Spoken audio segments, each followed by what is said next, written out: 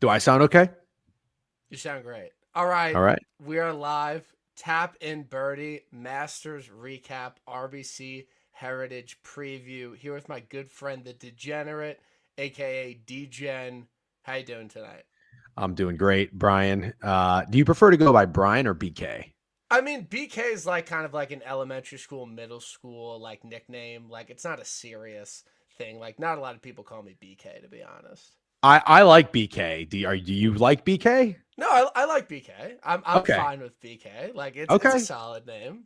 Well, I just want to make sure on your show, because I'm a BK guy, so I don't know if you prefer to be a little bit more professional.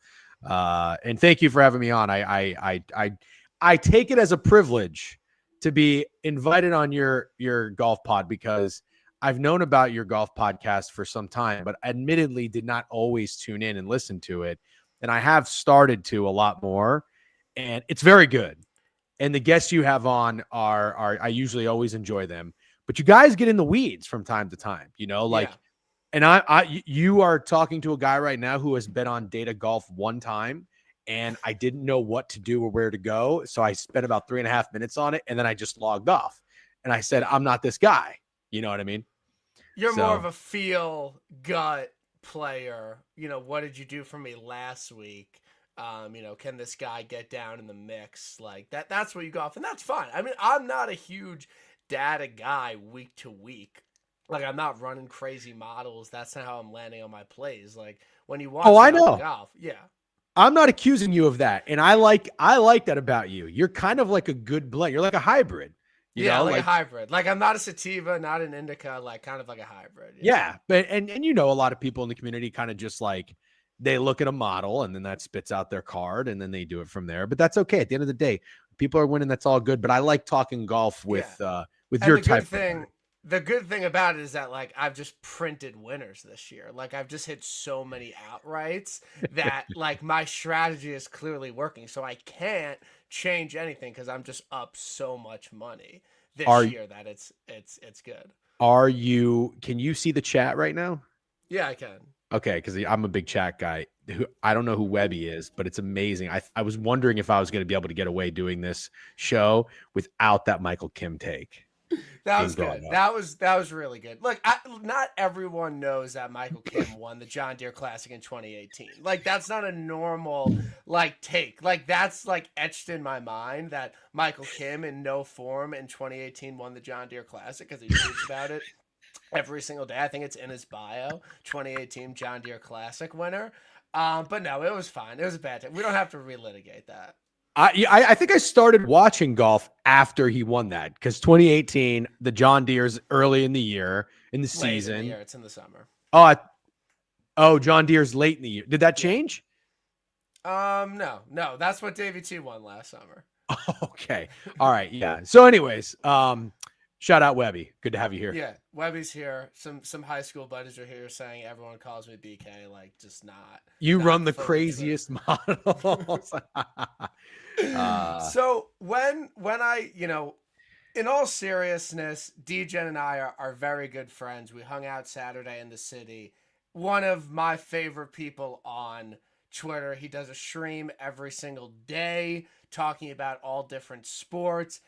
Reds first five, Rockies under, college basketball, NBA. He does a stream with Pickett. Just a true degenerate gambler that loves action and is sharp and a great bettor. And every Wow. week on Wednesday, I come on and we talk through the betting board from my Honda Accord in my parking lot, and we have a good time. Like genuinely, I would say it's definitely one of the highlights of my week. Like by Wednesday, I'm like all pissed off, and like that 30 minutes is definitely a highlight of the week. So always love talking golf with you, DJen. Well, you can leave the sharp and win bets part out because I've been in a rut for about 16 months. But yeah, I thank you for coming on. Sometimes I didn't know if I'm, kind of a burden because I understand you have a job. You remind me all the time, and it sounds like you're getting important at your job.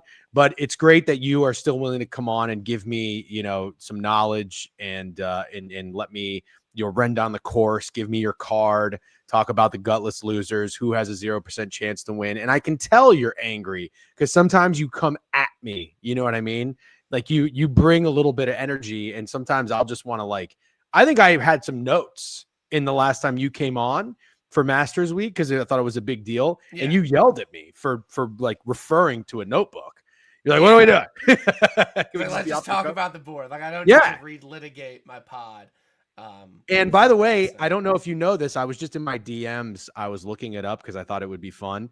And I looked to when I actually reached out to you in December. No, I don't know. It was December, actually. Take that back. It was in 2022. And I sent you like a long paragraph. And I was like, hey, man, it looks like you're an above average golf bettor. And I have a newsletter for football, but we're trying to get into golf. I would love to feature your picks. So that's when we made contact. And yeah, I think we became friends pretty quickly. We started talking about the World Cup. And you kept referring to Argentina as Tina. And I had never met anyone that did that before. Yeah, I like to exaggerate things. This guy's interesting. Yeah, it was fun. It was great. So anyways, it's fun talking golf with you. So there was a golf tournament last week. It was the Masters. It, in my opinion, was the pinnacle of the sport. There is not going to be any major championship or winner, in the next 5 to 10 years that is going to come close to what we watched on Sunday. I truly believe that. And to be honest, I was hyped up last night.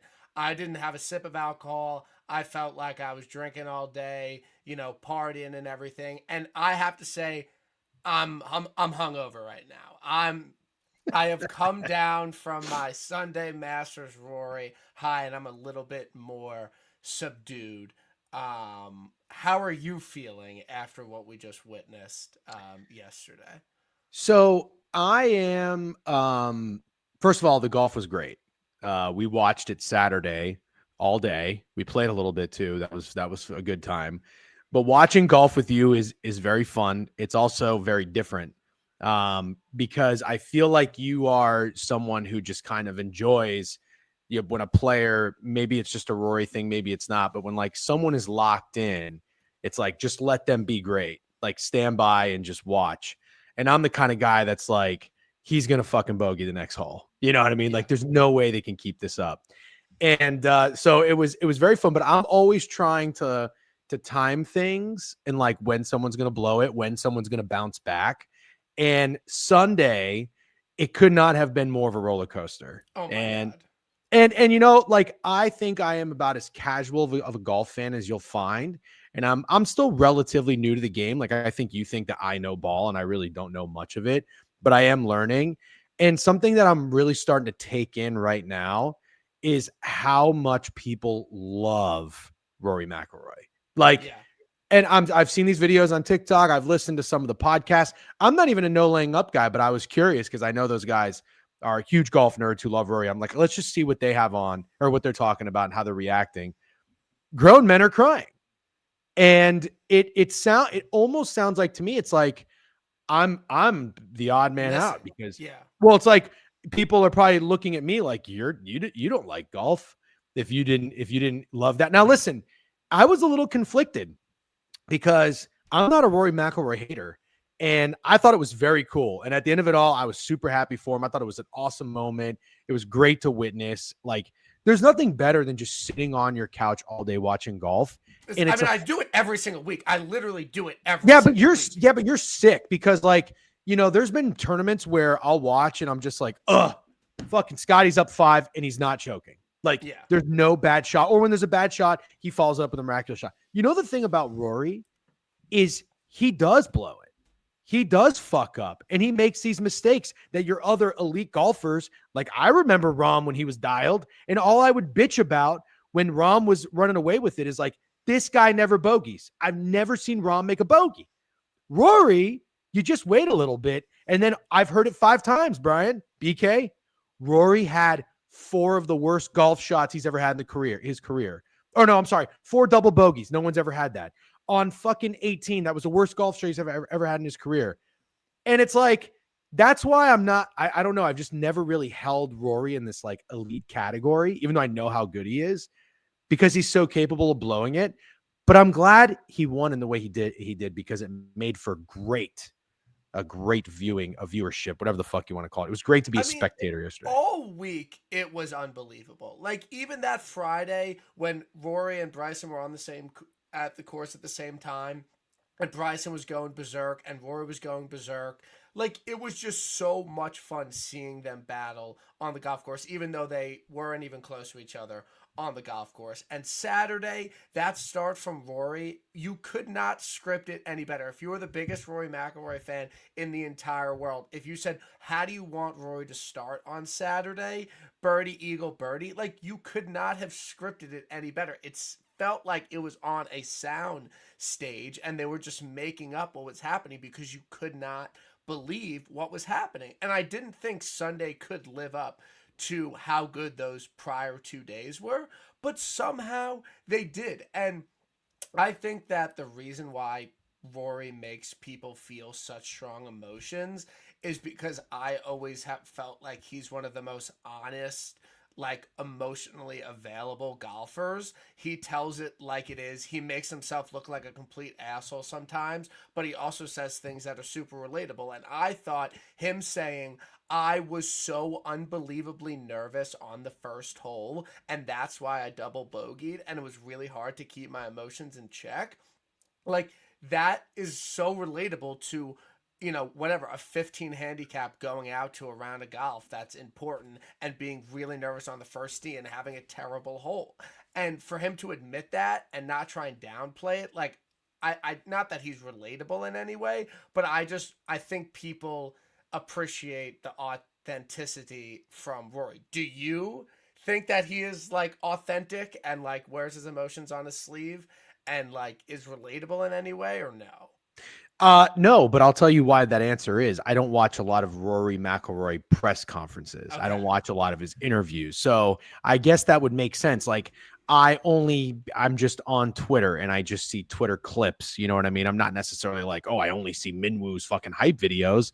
But you know, when a golf tournament's on, I'm watching golf. When it's over, I'm usually bitching about losing, or you know, taking shots at tequila, celebrating the wins, and looking at reservations at the Four Seasons. You know what I mean? Like, I don't like sit there and like take it in for the next few hours as like a true golf purist like you do. Yeah. And I respect that. I love that.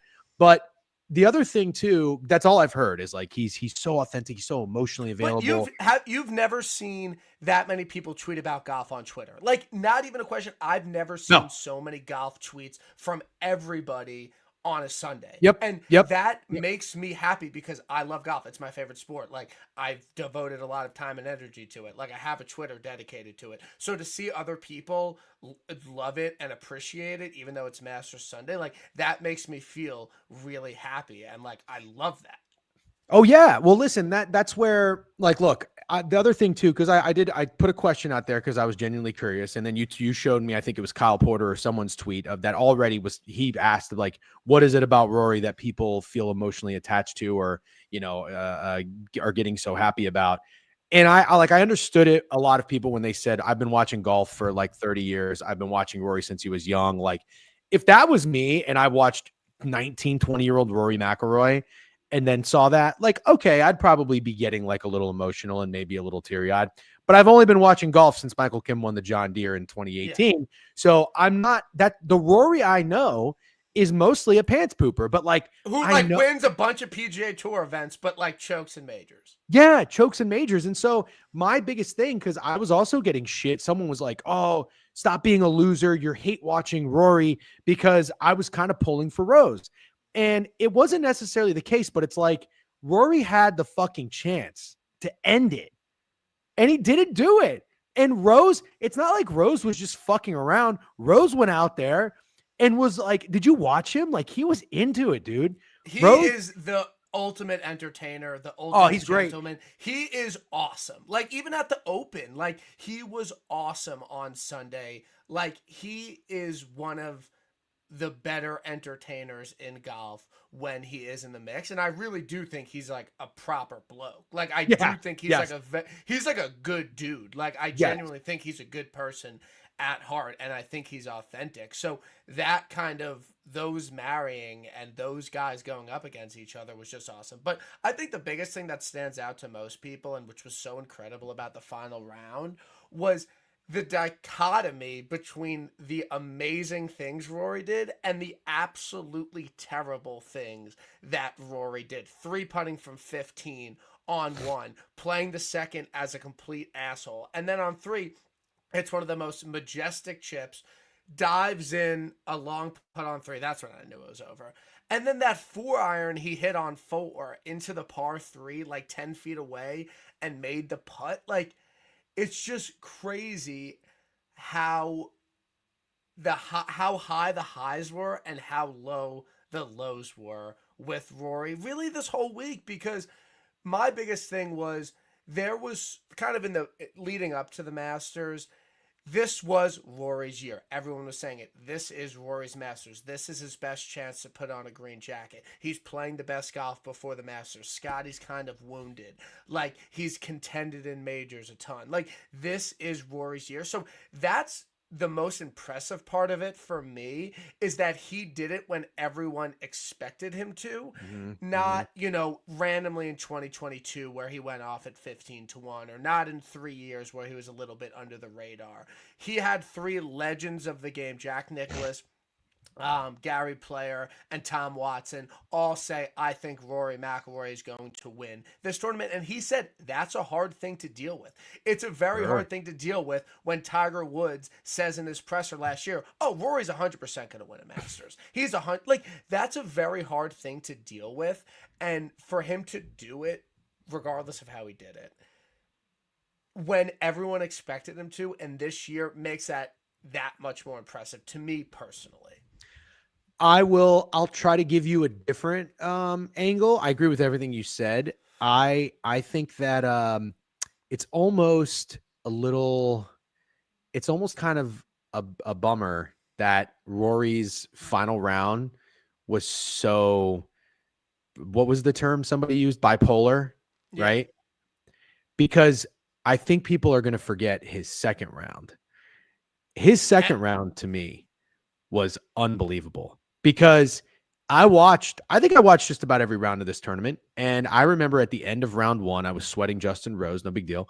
And first round leader. Yeah. But I was even know he was first round leader 4 times here. No, I really didn't. So I was watching Rory, and I even tweeted, I was joking. I was like, if you bet on Rory, delete your Masters app, because it's a funny, sports in the sports gambling Twitter world. There's a stupid thing where it's like, oh, if you bet on this team, delete your sports. You don't have the mojo right now. Yeah.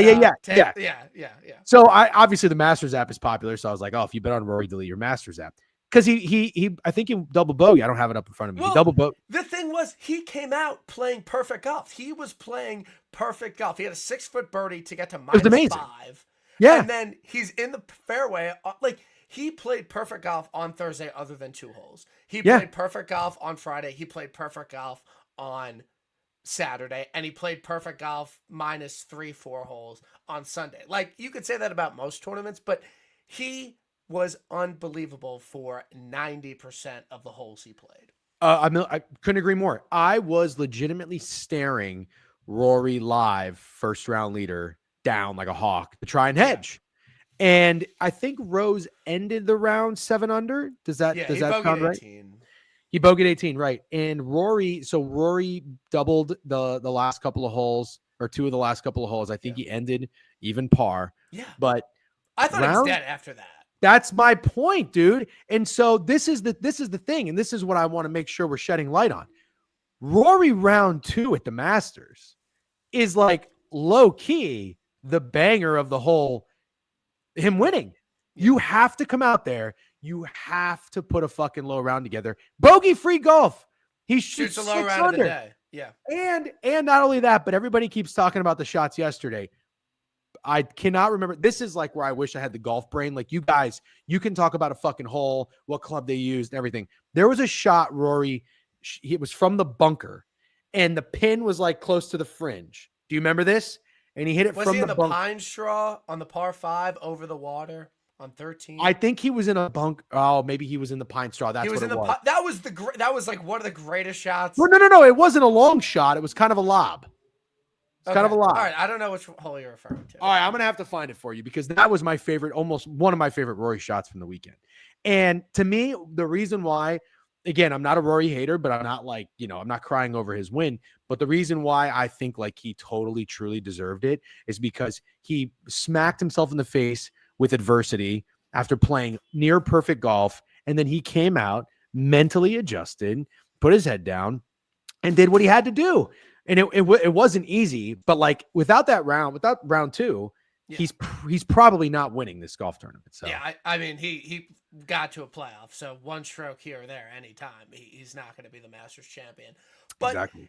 It was, and I tweeted earlier in the week, the Masters has kind of sucked. Genuinely on Sunday, the Masters has not been a good tournament since Tiger won. And I'm like, we really deserve a great Masters this year. And it looked like Rory was going to do what Scheffler and Rahm did and have a big lead going into the back nine and just holding everyone off and little drama. But he cannot do it. He exercised those demons he has at Augusta Nationals in majors, but he played so well on the other holes that it didn't really matter in the end. But 13, and I know NLU tweeted this, they said, no exaggeration, given the circumstances and the moment, his shot on 13 was one of the worst shots in golf history.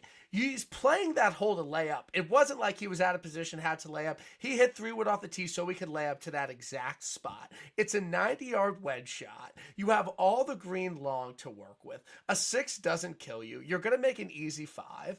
Like, that is a shot that 15 handicappers, I know it's tough, whatever the slopes and everything, thinks they could get on the green. And he puts it in the bunker. I mean, the tournament was over. He was like minus 3,000. It was over. And he puts it in the water. And then he backs it up and bogeys 14. Take me through your remembrance of the shot he hit on 15, because Rose is making a charge. He has to birdie this hole to have a chance at this golf tournament. He's kind of behind the tree. Like, what take me through your remembrance of 15, if you do remember. So I'll just start it at 14. I'm pretty sure I was sitting on my couch and I threw my head in my pillow on my couch and I just went, oh my God, he did not just do that. And then I picked up my phone and I think I tweeted, ha ha ha ha ha ha ha ha, a bunch of times. And I really did not think Rory was going to recover. When he hit the shot on 14, that's when I realized 15. 15. When Rory walks after a shot, it is like that to me was finally, because I don't really think Rory's not like a cold-blooded killer. He's not like a badass. Like for me, hold on. When it comes to the mojo of a golfer, there has never been a guy who walked around with more swag than Dustin Johnson, in my experience. When Dustin Johnson was locked in, Brooks Koepka was also up there. When these guys walk around, I'm sorry, but like Rory's walk is not that intimidating. However, when he hits a good shot and when he's feeling himself, that was, again, to the casual golfer, I was like, okay, that's a cool, because you're after a shot, you're always looking at what the guy does. Does he twirl the club? Yeah. Because then he likes it. Is he going, oh, because then he doesn't like it. You know what I mean? When Rory starts walking after a shot, I'm like, this is going to kick ass. And so I got really into it. And then, that's when I was like, okay, go Rory. I mean, that was truly one of, like, no exaggeration. I know he missed the putt, but that happens so much at Augusta. Like, so hold on. So like, this is where you just put your hands in your face when I said he's not a cold-blooded killer. This is where I don't understand your reaction, because once he missed the putt, I was listening to Scott Van Pelt on Pardon My Take the other day. You know what he said? Tiger would never miss that putt. He did. That's what. Such revisionist history. Are you vaping right now? Yes. In 2011, Tiger Woods was in contention and he put it to like 3 feet on 15, club twirled it and walked after it on Sunday in the Sunday Red, put it to 4 feet, and he missed the putt. Scott Van Pelt, Tiger has missed plenty of putts in his life that he needed to make. Like, that's not true at all. Like, I'll show you the fucking clip. He missed the putt in 2011 in contention. So, like, that's what, and the thing about Rory not being a cold-blooded killer, he is one of the greatest winners. He is the greatest winner of this generation. He has like 29 PGA Tour wins. He has 5 majors. Like, he can win. I know he's blown it in the majors, but like in all other events, he is an absolute cold-blooded killer. You have somebody in the chat saying Tigers was not 3 feet, it was 10. You weren't even born when that happened. It was first 2011. So I'm a student of the game. It was not 10 feet. Okay, so what you're saying is Rory not being a cold-blooded killer is a terrible take. Yes. How many wins does Rory have in the last 5 years? A fuck ton. But like, what has he won? The Canadian Open? What? He's won the Players twice. Okay, hold on. This year, I understand. I mean, before that. Yeah, he won the Players in 2019. That's not 5 years. Oh, okay. I mean, since 2020, what has Rory won? He's won like 2 or 3 times on tour for the past 10 years. Like, you think that just like happens? Okay. Rory has not been a cold-blooded killer in majors. I said it's in the majors, but like in general, like whole body of work, it's not fucking Russ Henley. Like it's Rory McIlroy. I like the comments coming in. They sound like they agree that Rory is not a cold-blooded killer. I understand. Listen, you're hopped up on the emotion and the No Laying Up podcast. It was very good. I listened to half of it. I understand. You're digging out. You're listening to what Scott Van Pelt says. You're digging out to try to defend Rory at all costs, and that's fine. He won the Zurich Classic, bro. You think they just hand out trophies at the Zurich Rory Classic? And Shane won the Zurich Classic. Give me a fucking They beat break. Martin Traynor and Chad Ramey in a playoff. You're telling me Rory's not a cold-blooded fucking killer? That's right. That was on Full Swing. I haven't finished the season, but I watched it. But no, I mean, look, it was. I thought it was awesome that Bryson was like the guy going against Rory, and I heard you talking about this on the recap podcast. I thought Bryson. I wish he would have played better on Sunday. I don't wish he would have won though. Like, does that make sense? I think that kind of took Rory out of it because his biggest competition going into the day, like, couldn't hit a fucking iron shot. So I think that's actually a really good take. Yeah, like, I think that kind of, like, drew him out of it. And at Augusta, there's not what? Comment. I guess we all forgot about the 2024 Hero Divine Desert Classic win. No, but I think that, and the thing about the Masters is there's no like leaderboards. It's like kind of tough to like know where everyone's at, and like that. I think. That's there's a leaderboard. There's a leaderboard. What are you talking about? There's like a couple, but it's not like. Oh, like you mean there's no electronic leaderboard for everybody? Yeah, on every hole where like you know exactly where you're at. So I think that just kind of took him out of it. He let, and again, the shot on 17 in was unbelievable. Like laid super back off the tee. Like from 190 out, 7 iron, 6 it to 3 feet, makes the putt. Like that was unbelievable. That was an amazing shot. 18, he needs a par to win. The Masters. It's a tough hole. Played as one of the toughest holes all week. It's a tough drive. Absolutely stripes one. Like you absolutely stripes a nice draw. Has 124 in to a backstopped pin. There, you can miss long. It will literally funnel down. 124, a little bit uphill. Truly one of the easiest golf shots. And there's no way he doesn't hit the green here. I'm at Passover. I'm with my Aunt Stacy. I'm with my Uncle Jeff. I'm trying to explain everything to anyone. I'm like, yo, like, this is one of the greatest moments in golf history. If he does it, like, join the most exclusive club. They don't care.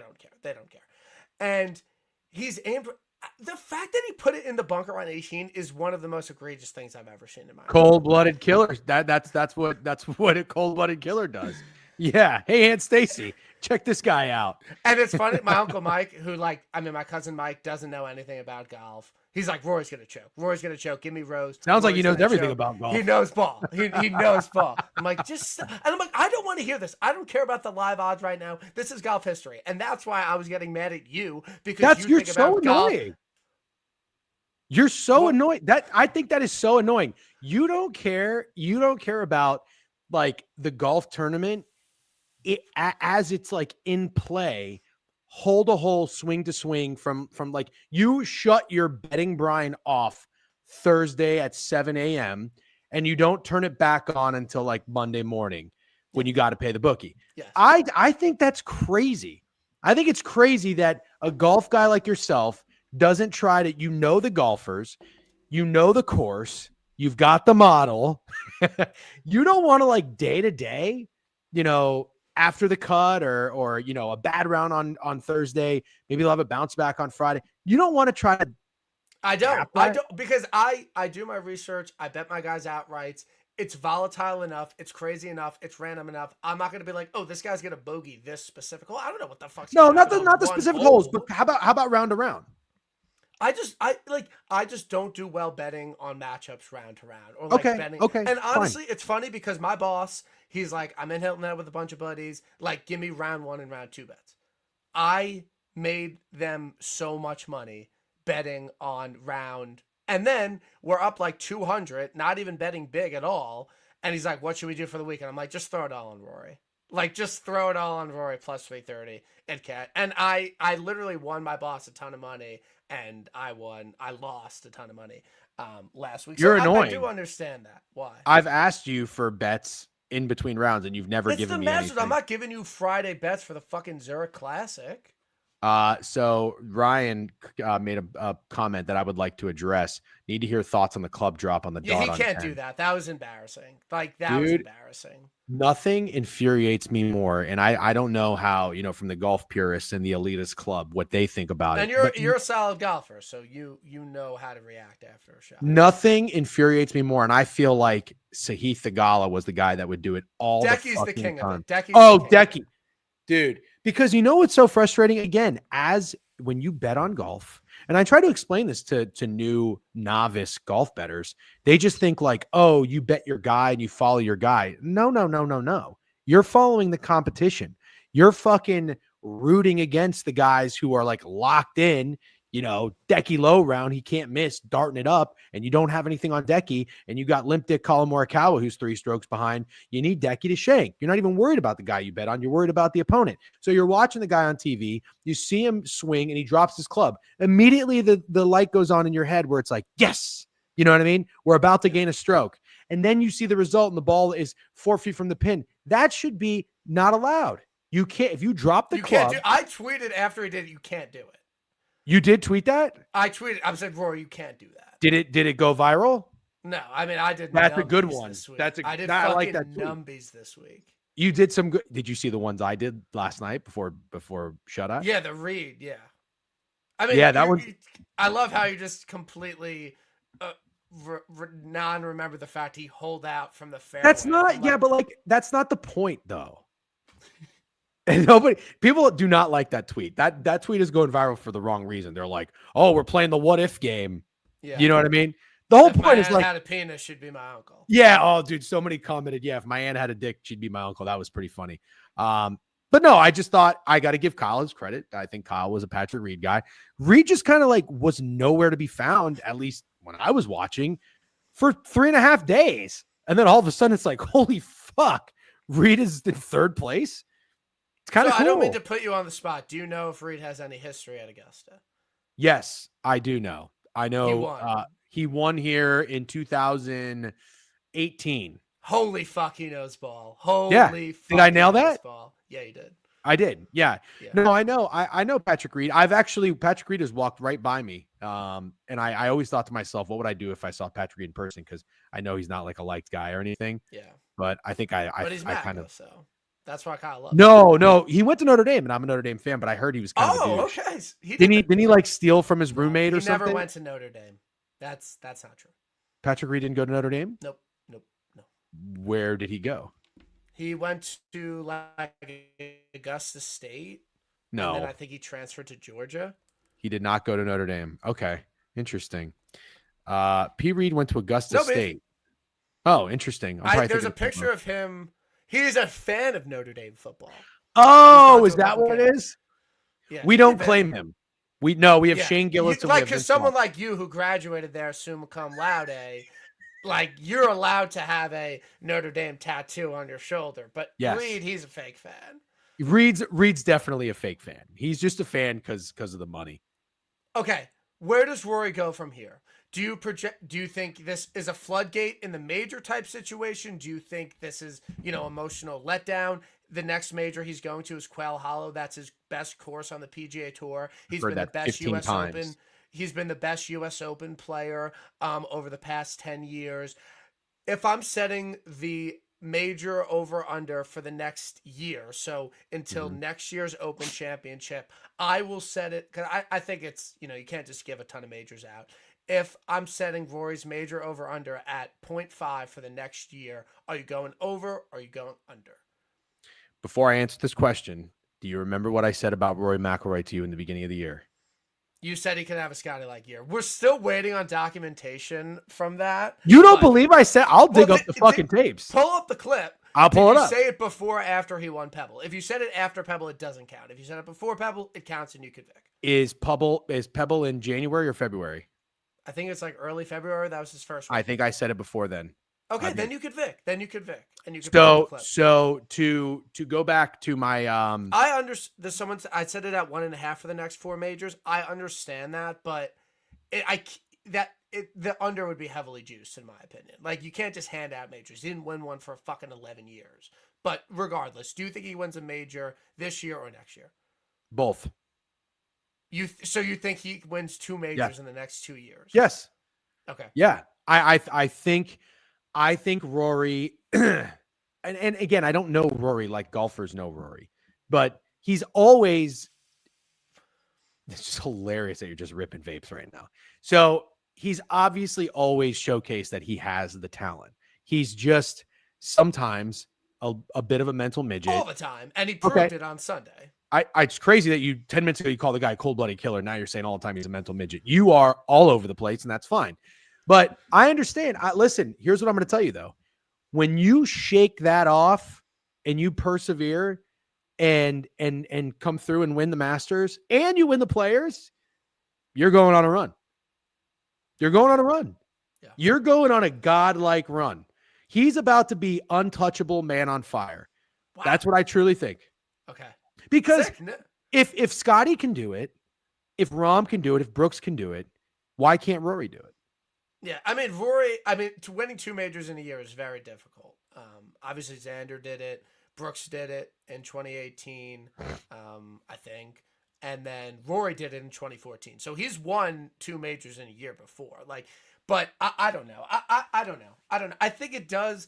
The thing, and no laying upset it, I'm not stealing their take, but I think Rory, with the heartbreak he's had at LACC, the old course, when we had Cam, Vic, and Pinehurst, it's like, you can't kill me, I'm already dead. Like, what can you do to me that hasn't already been done to me? They say that in The Sopranos. But my thing is, what do you think the world is like? What do you think Rory's life is like if he loses that major? Because that would have been the greatest major collapse in the history of golf.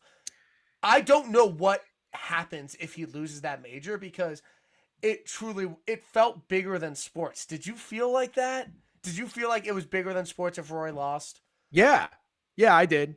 And like I said, I wasn't rooting for the guy's soul to be crushed. I really wasn't. I don't not like Rory. Oh, and I wanted to ask you on that note, do you think a lot of people really like Rory because he was the voice of the PGA when Liv got involved? Somewhat, yeah, but I also feel like that's why a lot of people hate him. Yeah. Okay. All right. That's a pretty fair take. So I don't want that. I wasn't wanting that to happen to Rory, but yeah, if you fucking blow it like that, it'd be one thing if he blew it in round 1 and he just never came back. Yeah. That's a different story. But if he would have lost, let's just say, because Rose hit a nice shot in the playoff, he didn't make birdie, but he made par. Let's just say Rory doesn't shake off 18 and he fucking shanks it and he bogeys. Do you think we hear from Rory McIlroy for the next 2 weeks? I think I don't know what he does in the world of golf. I don't know how you come back from that, especially at the Masters. Him winning the US Open last year, it's a big story, but it doesn't change his career. He doesn't have the career Grand Slam. It's different getting the major drought ended at Augusta. That makes it that much more impressive. But I don't know what the world is like if Rory doesn't win. I really don't know. That's a weird. See, That's such a dramatic way to ask the question. What's the understand. world like if Rory doesn't I understand, win? but like, I don't know how he personally would ever come back from that. Are all the guys that cried when Rory won? What are they gonna do? They're gonna call out of work for the next month. I don't know. It's thank God it didn't happen because thank God. What would the better question is? What does Rory McIlroy do? Not what does the world do? Yeah, sure. Yeah, that's what I'm saying. If Rory doesn't win the Masters, I think he probably see. Here's the other thing too. The more time you take off, the more of a bitch you look like. Because he did that last year after the U.S. Open. So how long did he take off? Like a couple. He only didn't play one event that he would normally play. So that from the Travelers last year. That's right. Yeah, that's not a big deal. But like, I don't know, man. I don't know like how soon you could even touch a golf club if you lose that. That would be really, really hard. All right, we've talked a lot about Rory. Let's get into the RBC. Wait, do you not want to talk about any of the fucking losers from the Masters? I don't care. Like, they were trying to bring up like JT last night. I'm like, dude, it's not even a storyline. Okay, fine. How about this though? Let's just say I have one question. Worst bet of the Masters. I got a guy. Who? I'm going to tell you right now. And I'm not trying to shit on anyone, just so everybody knows who's in here. I bet on Colin Morikawa, total fucking loser. I bet on Cam Smith. I bet on Sepp Straka. Like, these guys had no chance. They had no chance. So these are bad bets, and I'm not shitting on anyone. But BK, Straka was the worst bet. He was awful. What is wrong with people thinking Tommy Fleetwood could have won the Masters? Sure, Tommy Fleetwood, yeah, but I don't think he was that popular. Like, to be a terrible bet, a bunch of people have to be on him. Okay, like Tommy Fleetwood 25-1 at the Open last year, that was a popular bet. That was a fucking terrible bet. I don't know if I could take anyone seriously who's betting Tommy Fleetwood to win real golf tournaments. That's fair take. But it's such low hanging fruit. It's not even a storyline. Is it okay? I was gonna say John Rahm, but then he got because he was 13-1. Yeah. So yeah, like odds, like Colin, where there was a second there where he maybe was in the mix. So I would say Rahm was probably the worst bet. Okay. Yeah, Rahm was pretty bad. So anyways, RBC Heritage signature event. I usually kind of try and explain the courses to you, give you a good, like, simplified version of it. What have you taken away from the pods you've listened to, what I've told you, your course history here? What are you looking for at the RBC Heritage? So what I try to do first is find my course history here. And I go to my iPhones and I search by words I always screenshot my tickets from the last few years that I've been betting on golf. And I try to say, because I haven't been tracking all my bets until just last year or two. I'm like, have I hit anyone here? And then I try to be like, what was I, thinking? Right? Let me try to get back in that mindset, even though I know things change. So I searched RBC and the Canadian Open came up. So right off the bat, that was a tough start. So what I've learned is that there's an RBC Canadian Open and there's the RBC Heritage. So the RBC Heritage is a links course? No. What are you talking about? That's not a links is open, no trees, open championship. That's a links course. But this is in Hilton Head, South Carolina. Yeah. Is there not another course in Hilton Head, South Carolina that's a links course? Like Congaree. That's certainly not what I'm thinking of. Anyways, my takeaway is this. Driving's not important, correct? Okay. Yeah, it's to an extent, yeah. I listened to Andy talk about the course for 10 minutes. The only thing I took away from it is it's not overseeded. So I think it's not going to play as difficult as it used to in years past. There was something about the trees and the branches. You might hit one, you might not. But basically, you need good irons. You don't need to be an elite putter, but you should probably be good at putting. All right. And that's all I got. So basically, you can win this event if you're kind of Olympic golfer. And by that, I mean if you're kind of like a Brian Harmon. At the end of the day, though, what I was wondering, what I think is kind of strange and also stupid, why does the PGA put a signature event on the week after the match? I think most people would agree with you. Okay, so that's low-hanging fruit take two. I don't want to keep doing this. So I think this is crazy that we're just like, oh my God, that was crazy. Now we got to get back up and get serious. So I'm looking at this field. And what I'm trying to tell myself is, and I'd love to know the history, BK, which I'm leaning on you for, is like, how do people who do well at the RBC Heritage, what do they do the week before at the Masters? I'm going into this thinking you had to have played well. That's what I'm thinking. How well? You T30. Okay, like I think that's the sweet spot, and I think that's most people don't. You don't want to be deep in contention at the Masters, but you don't like want to be absolutely terrible at the Masters. Kind of somewhere in between, not in contention, but play decently well. If you miss the cut at the Masters, I'm out. So Jordan Spieth missed the cut at the Masters at the 2022 Masters, and then he won the next week. Okay, because that was going to eliminate. Because to me, like Corey Connors and Justin Rose are deader than Jimmy Hoffa. Like to me, like if you were deep in contention, like you are dead. Like Corey Connors is fucking dead this week. Corey Connors has absolutely no chance to win this golf tournament. Okay, so when I texted you that I had the winner? Don't tell me it was Corey Connors. That's exactly who it was. I swear on my dog's life. I said the winner is Corey Connors. I told my friend Bogey Party. He has it in a text message. But I have two other guys. Okay. So wait, I don't understand that though. You're going to tell me Corey Connors. If you're so deep in contention, you have your best major finish of all time. You play in the second last group. It's an emotional letdown to go play the RBC Heritage. I don't know. Especially when you're Corey fucking Connors. No. This is where I disagree. You ready? It's an emotional letdown if you think you can win the Masters. Corey Connors.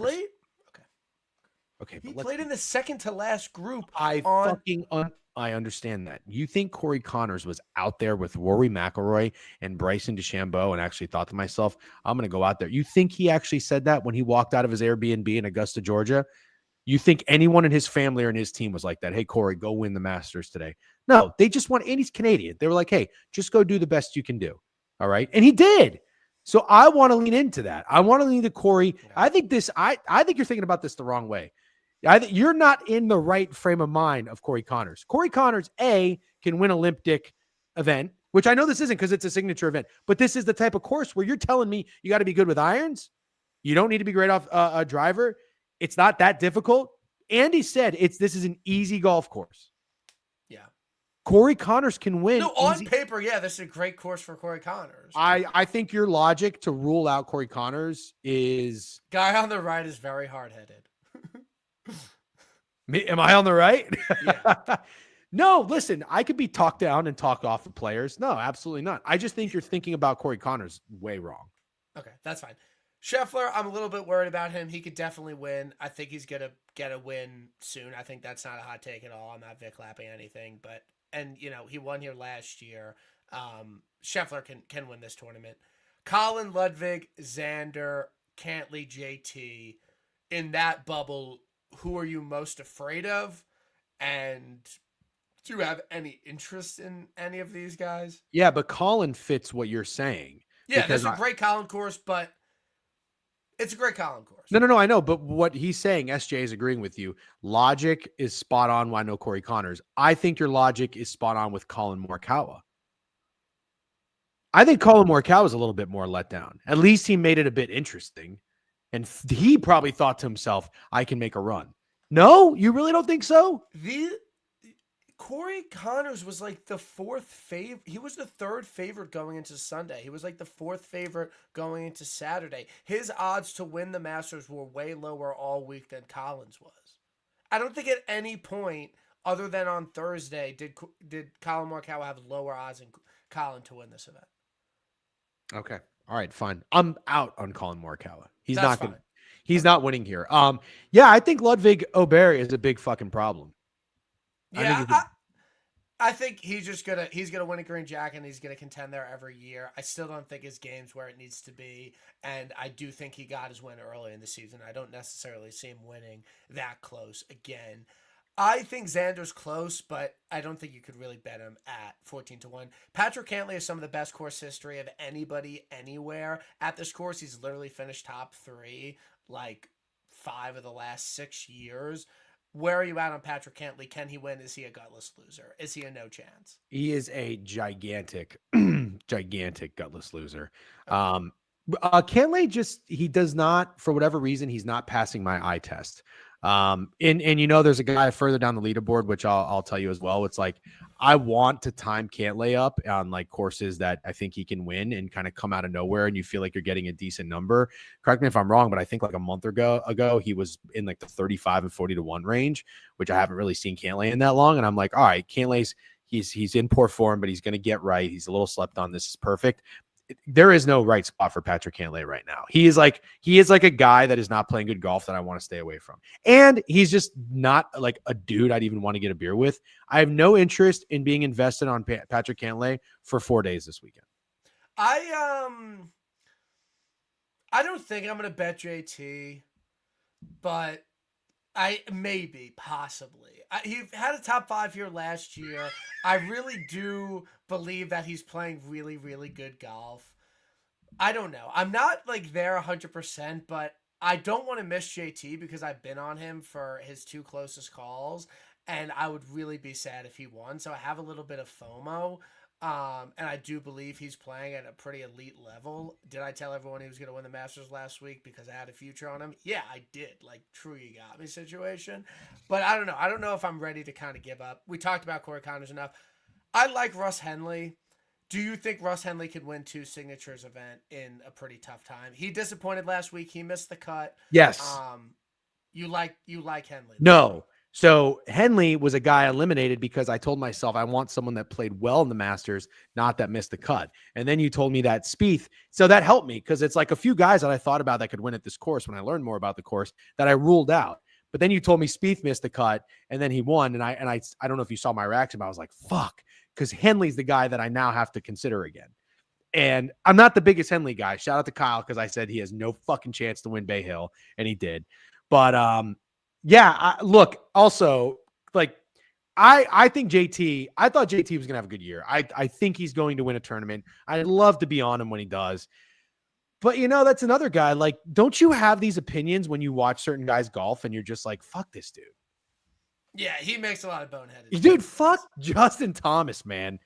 Like, if all we are attached to is the name Justin Thomas. If you just remove the name and you watch him play golf, you're not going to go into this weekend being like, that's where I want to put my money. Yes or no? Fair take. No beef with the take. Lowry, the guy hasn't won. Shane Lowry. I'm so sick of Shane Lowry. He's at 81 on Sunday. Also, that was for him. Did you see his interview after Saturday? He's like, I don't want to sit here and fucking talk about Rory McIlroy. I'm trying to win this golf tournament. I'm heated right now. And he basically stuck it in Rory's butt after Rory won and gave him a huge bear hug. Like, I understand it's your friend winning, but like, don't be like, oh, I don't want to talk about Rory McIlroy, and then be like the guy that greets him. It's your best friend in the world. I thought that was a bit of a tough look for him. That was so phony. Shane Lowry, all he cared about was Roars winning the fucking Masters. Okay. And he went out there and he didn't even try. I am done. And you know what? You know what's unfortunate? Like, Shane Lowry seems like a really nice guy. He seems like a fun dude to get a pint with. You know what I mean? So it's not personal. Like, if I ever saw Shane in person, I would be like cheery and love to, cheers him with a pint of Guinness. But as of right now, from someone who's bet on him a couple times and who legitimately thought he was going to get hot after those first 2 rounds at the Masters and thought he had a chance to contend, after what he did on Sunday, I'm fucking done with Shane Lowry. Done. Absolutely not. I like Hovland. I really do. Me too. He was first round leader here. He's playing some really good golf. I liked him at the Masters. I didn't bet him, but I really thought Hovland was going to have a good Masters, and he did. Hit his irons really well. He said his swing is coming better. Hovland at 33 to 1, I think, is a good number. And when you look at the guys around him, Fleetwood, Aaron Rye, Russ Henley, Corey Connors, like, Hovland wins a lot more than that. So that's something I'm monitoring. And Sepp Straka has really good history here. Played in the final group with Scotty last year. Absolutely crumbled shit down his pants. One of the worst final round performances I've ever seen. I was on him. Alvic lap. You're a Sepp Straka guy. You've hit him twice. You hit him at the John Deere. You hit him at the Amex. Where are you at with Sepp Straka this week? Because it's a great course for him. He's an accurate driver, great iron player, decent putter on Bermuda. Where are you at on Sepp Straka? Out on Sepp, but not in the same tone or manner. I still respect Sepp, but no, look, I know I've tried to take a stab at Sepp where he hasn't been a good course fit.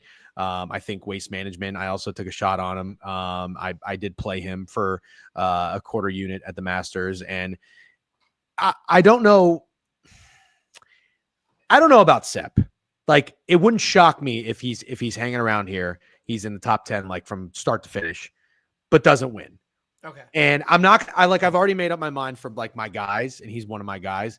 I'm not going to have FOMO, but I do want to say this because I don't want to sound like I'm just piggybacking everything you're on. I told you I have 3 guys written down: Corey Connors, Viktor Hovland, and you're going to hate this one, Sungjae Im. Okay. Those are my 3 guys. This is a good Sungjae course. He played well last week, but he wasn't in contention. He was in that sweet spot of, like I said, like 10th to 30th. He's really good at Augusta, so I don't know if that's just kind of a thing because his form before that was really poor. To be completely honest. So, but we've also seen Matt Fitzpatrick when he won in 2023. He was in very bad form, had his best finish of the season at the Masters, found something, and then went out and won the next week. So there is a, kind of a historical precedent for guys like not having form, finding it at the Masters and winning this. So I do understand the Sungjae play, but he is a gutless loser. He's probably the biggest gutless loser. One of them. But I've hit him 3 times. He's my guy. Yeah, you've hit him for his 3 PGA Tour wins. Do I get to Vic Lap that I had Spieth when Fitz came back and won, or I don't get to Vic Lap that? I can't. Champ. He was defending champ. Yeah, you're right. No. That's like loser. Well, that's like what was your thought process there? Like he could just go back to back? Yeah, like dude, I'm with you. Like if a guy won at a course the year before, I'm usually always out. But there are certain golfers where I just think, you know what? It kind of depends on what they did the week prior. But I've told you, I did this with Scotty. I hit him the first time at Waste Management. I went back to him again at 14-1. And I never do that. But there are a few times I will. So what do you think about Spieth this week, 40-1? Has great course history.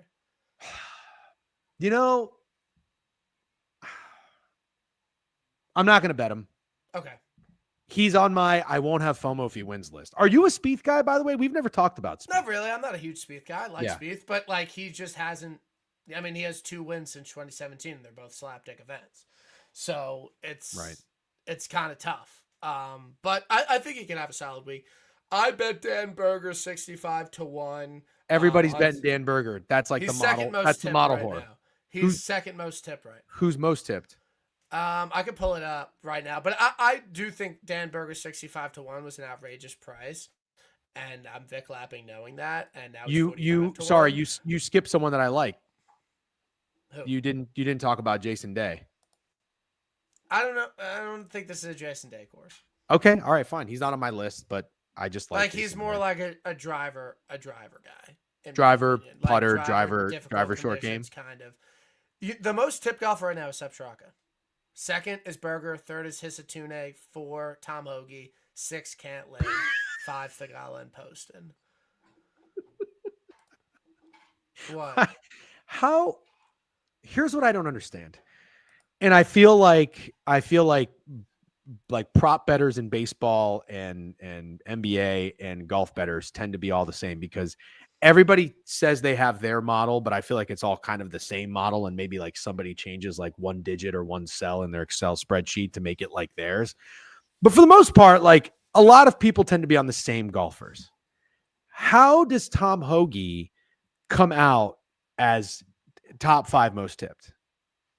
Because he's a positional iron player and he's been playing well.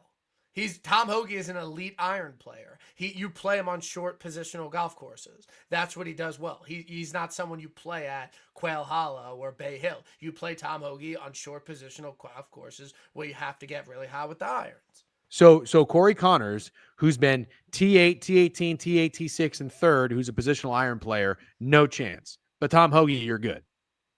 I'm not betting Tom Hoagie, but he didn't contend deep last week at Augusta. And Tom Hoagie played well last week. What did he finish? I don't know, but he played well. And his irons have been really, really good. So I understand the Tom Hoagie play. Oh, my God. He was T14. Perfect. And for him on that golf course is really good. His irons have been hot. 6.9, 2.3, 9.9. He finished fifth at Valero. I mean, Tom Hoagie's playing some really good golf. Wow. Right now. Okay. All right. Fine. Fair enough. No beef. No beef. But yeah, I really like Dan Berger. He's been playing some really solid golf this year. I'm not going to hop off now. He contended at this course during COVID. He's won on shorter positional courses before. He's an elite iron player. I really do think he can get in the mix this week. JT Poston, I don't know if you know the guy Tom and Marty's. He bet $1,000 on JT Poston this week. He's like, I've been calling it for a year. JT Poston is going to win the Heritage. So he literally bet $1,000 on him. He's an absolute character. He's the man. I'm on Poston. Very Poston's funny. my guy. I've hit him twice. He was first round leader here last year, but kind of fell off towards the end. So I don't love that necessarily. But this is a JT Poston golf course. I'm on him 65-1. I hope you can join, possibly. Well, I'm like, okay, is Justin Rose dead? Is Justin Rose dead this week? Now that's a guy I would use your model on emotional letdown. Like, dude, even you just see the body language. Justin Rose was out there ready to fucking win. He was telling people around him to be quiet. That's a guy that wanted to win. I'm sorry, but I did not see one thing in Corey Connors' fucking body language that's like, I'm here to win. He's just there to have a nice finish. So, but no, to get back to what you're saying about JT Poston, I'm with the guy Jay Miggy in the chat who said JT Poston is not winning this golf tournament. However, I really do like that Tom Marty guy on Twitter. So it's no beef with Tom and Mortis, but you don't like Poston. Zero beef. And I like that guy so much that I will probably put something on it, like just to be there if it wins. Okay. But I don't think JT Poston is winning. Are you going to ride Keegan with me this week? You know what's funny? When I was running through scenarios in my head of what could happen. Do you do this? I do this. I tell myself there's probably 5 or 6 scenarios of every golf tournament, right? And like, which one do I want to pick? Sky's either going to win by 6. Ludwig will win by 2. I just can't take you seriously when you're smoking your vape like that. You're like blowing it out to the side like you don't want to get it on your microphone. Okay. Anyways. I just heard your wife laugh. Yeah, I know. She thinks you're hilarious. I've lost my train of thought. Who are we just? Oh, okay. Keegan. Okay. So I'm thinking of like one guy that I like. All right. One of my guys that could come out of nowhere that I will have FOMO on. I just gave you a couple guys I won't have FOMO on. But remember, I told you I don't want to be on somebody that missed the cut last week. But I do like Keegan Bradley. Keegan, he's trending, and I bet him so much this year. I'm in a bad spot this year because I've been close on a lot of guys, and they haven't won, so I feel like I need to keep betting them. And it's tough because I just feel like I'm betting the same guys over and over. Like, I'm betting Mav this week. I think Mav 66 is a really good number. He's in that sweet spot of 10th to 30th last week. Played well at his first time at Augusta. Number 10 in the world. He's won at RSM comp course. He's been playing some really good golf. He wants to get onto the Ryder Cup team. I'm in on Mav. I think Mav is very live this week, and I really, really like Mav. Kyle saying Keek has never really played at Augusta for what it's worth. Okay.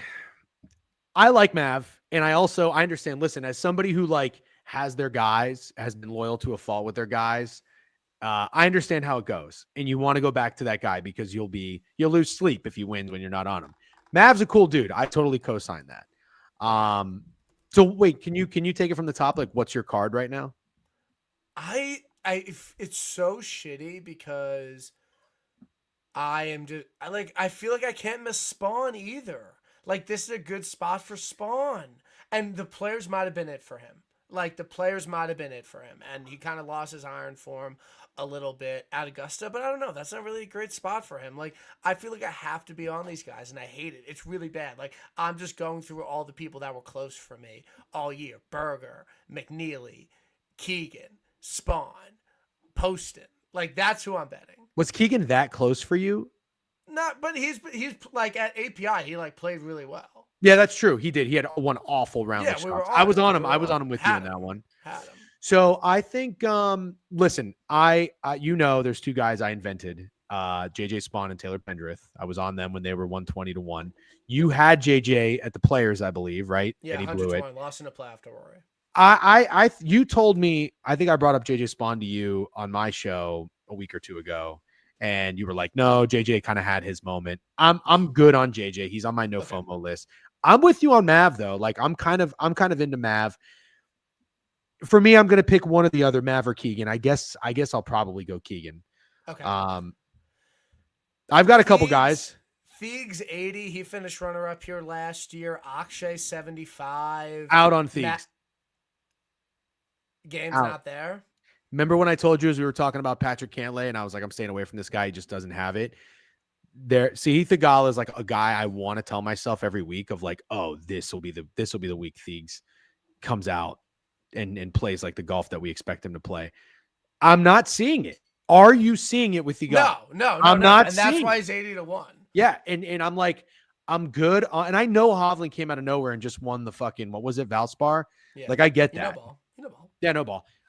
I'm okay not timing Thiegs. I'm out. Thiegs is off. He's not playing great golf. He'll probably put together one good round, but you don't do matchups. You don't do round scores or anything like that. So I'm no. Do you know who Bud Cauley is? Do I fucking know who Bud Cauley is? You invented Bud Cauley. I'm not going to tell you that I invented Bud Cauley, but again, I was on Bud Cauley probably before you even knew who Bud Cauley was. So here's the thing about Bud Cauley. He would be a guy. Bud Cauley's a guy that it would make my year if I was on Bud Cauley when he won. I know it's only April, but if I hit Bud Cauley and I never win another golf bout, right? I am forever the guy that was on Bud Cauley. And it's not like one of those weeks where Bud Cauley's popular. When was Bud Cauley just like one of the most tipped? Valero. Oh, that was ridiculous. Everybody's trying to get cute with Bud Cauley and Sam Stevens. I want Bud Cauley when there's crickets. You know what I mean? I don't know if he's not on the chart this week. He's not that That's popular. What I like. Last 3 starts, 6 at the Players, 4th at Valspar, 5th at Valero. The irons have been popping. Bud Cauley's been playing good golf, but I have another guy, BK. Here's a guy that I'm eyeing. I actually have 2 guys. Do you want me to tell you, or do you want to keep going down the board? However you want to do it. Yeah. Okay. So I told you my 3. Cory Connors. It's funny that I have to look at my list and there's only 3 guys and I can't remember who they are. Cory Connors, Viktor Hovland, Sungjae Im. You ready for the next 2? Yeah. I haven't heard a peep about Michael Kim. Why are you laughing? Augusta, man. I don't hate it. No beef with and he's got good irons. I don't hate it. Not a fucking peep about Michael Kim. And he was very popular at the Valspar, disappointed everybody. That's what I'm saying. Every week it's like a fucking merry-go-round. Somebody that the model people try to take this golfer that like everyone sleeps on. Who was it last week that everybody loved?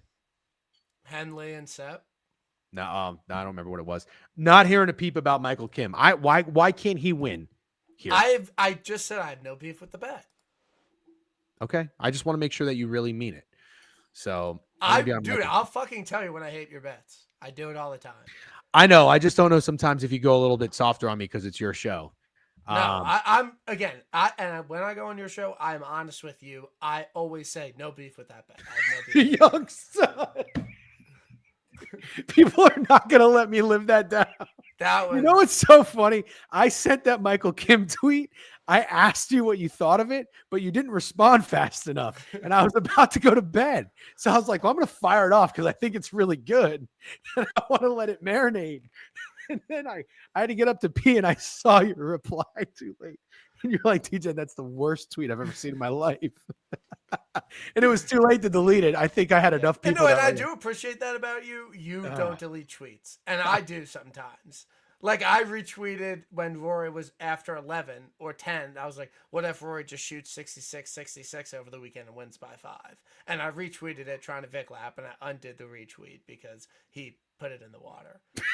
It's so lame. Yeah. I can't, I think I'm pretty good at taking like criticism and people. Oh, you are. Yeah. Like genuine. I really do think I'm like decent at that. People like to make fun of me. No, I know you do a good job. You take it on the chin. Okay, wait. I have a unserious golfer that I have a serious thought on. Why don't you just look at the board and tell me who I'm going to say? He's above 80-1? He's right around that number. And you're saying that I'm saying that he's going to ride. He's going to continue some success that he just found last week. I'm not saying he's all the way back, but I think this is a...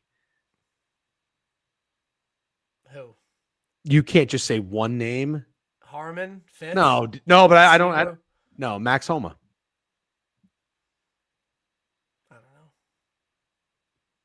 I don't know because he might just fuck at Augusta. Yeah, that's actually a really good take. Like if Homa didn't contend at the Masters the year before, I'm with you. But like Ludwig, he wasn't playing great golf and he just fucked at Augusta. Like Homa might be like that. But I do if Homa gets in the mix, he can contend and win. Like he's shown that. So you're getting him at 125-1. I do understand it. Yeah, I liked it a lot more until you just said that. Yeah, it's a good take. You know what I like about Max Homa is he really loves the game of golf. Okay. And I think that he needed something. And there were many opportunities for him to he had some good holes, but he had some holes where he grinded. You need to see a golfer who's capable. Do you think this is real take? Do you think that him on Twitter seeing everyone betting him to miss the cut motivated him to play better? I don't think that because I thought I was told that he is off of Twitter. That might be true, but he must have known that people are already digging this. Grade. You know, I tweeted about Max Homa and it did numbies. Do you remember which one it was? Yeah, you said when he was 8 over at API, you're like, dude, just start a fucking podcast. Go home and start a podcast. And I thought if Max Homa was still on Twitter, he would have seen that. Yeah, he already roasted me on Twitter. You don't want that. Max Homa roasted you on Twitter? Yeah. I replied. This was in 2022. Someone was like, "Oh, do you like Homa this week?" And I was like, "Homa sucks." The guy tagged Homa in it, and then he was like, "Oh, can I come on your podcast?" And I was like, "Yeah, sure." And he was like, "Can't make it. I'm sorry." So I was like, all right, I'm not tweeting bad things about him anymore. I think that I think I liked what I saw from Homa on the course. If it could be one of those things where just Augusta brings it out in him, so be it. But I think Homa could be back. Max Homa was a really good golfer. Yeah, and he won a ton. Yeah. I mean, didn't he get down in some tournaments sub 20? Yeah, definitely. So now that's a guy. Here's a guy. Here's a guy that could be this week's Hovland at Valspar. Or Fitz from last year. Or Fitz from 2 years ago. No form, finds it at Augusta. And then but was he 80-1? Fitz was 40-1. He was Hovland was 80-1 at Valspar, wasn't he? Yeah. So I bet Cam Young 200-1. No, you didn't. I didn't. I just wanted to see. Yeah, no. That's look, I love doing stupid shit. That's too dumb. That's bad. Cam Young dead? Cam Young, I hate his you hate his swing? No, it's fine. You don't hate his swing? It's a normal swing. No, it's not. I feel like he has a very normal swing. He just takes it back and he stops. Yeah. And then he rips. There's no tempo. Okay. What? No, sure. He does stop. Fair take. That's not a normal swing. But anyways, what I'm saying is when things are going well for a guy and they do something weird like that, you're into it. You're like, oh, Cam Young's a bomber and, he's got a rugged beard and he's from upstate New York and he's going to win and he does something weird. When he sucks, that pause in his backswing drives me insane. I can't even look at it. Okay. So I'm out on Cam Young. I gave you my card. Cory, Hovland, Sungjae, Michael, Kim, Homa. Keegan. Oh, fuck. You can add him. You can add Keegan. All right. I need you on Keegs. You have special powers with Keegan. Somebody said Cam Young at Quail. Book it. Stop. You have funny people in the chat. Yeah, no, the chat's. I don't know if it's your people in here that are, because usually the chat's not pop. Usually it's like RK and. It says you have 70 people in here on YouTube. Is that a lot? Yeah, that's solid. I mean, the Masters pod from last week was my most viewed TIB ever. 1.7K views, third most watched thing on ISN in this history. On YouTube? Yeah, my on YouTube it's been getting my pods have been getting like 7 to 1K. That's very cool. Also, I DM'd Beef. Someone said, "What's Beef's card looking like?" I DM'd Beef. I said, "You got to bet golf every week." That guy was hilarious. Oh, he's very funny. But him like betting on golf and like tilting it like made me really happy. So I'm like, dude, you gotta bet. He needs to understand car construction, but I would love to see him do like underdog slips every day. You can't put a leash on him. He goes to the beat of his own drum. He doesn't really. He's a gut like feel vibes better, which is why I like that. But he also like he's a total moron. And you just kind of have to let him be. But you can try to give him advice. He's not going to listen. But okay, that's fine. Look, I mean, he beat your ass in basketball. I beat your ass in golf. I don't know that you beat my ass in golf. No, definitely not. I but you did kind of Rory it. I did. But with the putter, not with the gap wedge. Regardless, like what we're going to play, you have a solid swing. Like if you could just rip high. You don't have to butter me up, dude. I'm a shit golfer, but thank you. It's very nice of you. You're a good caddy. Yeah, I know. No, that's genuinely like when I get that compliment a lot, and I'm happy with that. Like I like helping people get better at golf, and I genuinely, even though I'm not great at golf, like I can give my friends like small tips and be like, "Yo, do this," and they're like, "Oh my god," and I'm like, "Okay, like I'm not." Well, you told me I was 90 yards out. You said sand wedge full swing. I don't even own a sand wedge. First of all, it's not in my bag. But the only time I've ever used a sand wedge is in the sand. And so what did I tell you on the range? That was a good swing feel that you liked. Yes, fucking what was the dog. Tip? What was the tip? Loose grip. Loose grip. Relax your arms. Yeah. Relax. And you were striping. I know. I'm like, you don't do anything on the downswing. You let the club come down. You're like rip it. No. You go back the same speed as you come down. It's like Paul Rudd in when he's giving surf instructions. He's just like, you just do nothing. You probably haven't seen that movie. It's Forgetting Sarah Marshall. Yeah, I've seen that movie. You've got some good questions in the chat. Are you going to acknowledge them? Wyndham Clark, Seabass. I like Wendy. He fucked here last year. I'm out on Wendy. Okay. I'm out. Seabass? You're not a Seabass guy. He's not going to win. You're not. Have you ever see? This is what's going to happen. I bet Seabass. I invent Seabass. 6 months later, Seabass is going to show some flashes. You're going to have Seabass on your card 40-1, and you're going to talk to me about Seabass like I've never heard of the guy. That's what's going to happen. That's the fucking BK pattern. That's what's going to happen. Possibly. I know it. Yeah. No, Bez is someone that I just don't think can win. How do you usually wrap up your shows? I'm good on talking to guys. Everyone go follow. Actually, don't follow Degen on Twitter because he has way more followers than me because he tweeted something stupid and Joe Rogan fucking retweeted it. We were like dead even, and then he just like tweets the most normal thing ever and like gets paid $1,000 by Elon and $300. It wasn't $1,000. And then gets like 4K followers, but it's fine. 5. It's okay. But seriously, Degen's a great follow if you like betting on all different sports. We stream every week, so if you enjoyed this pod, we literally talk golf every single week. And you are in the S tier of people I've met on golf Twitter.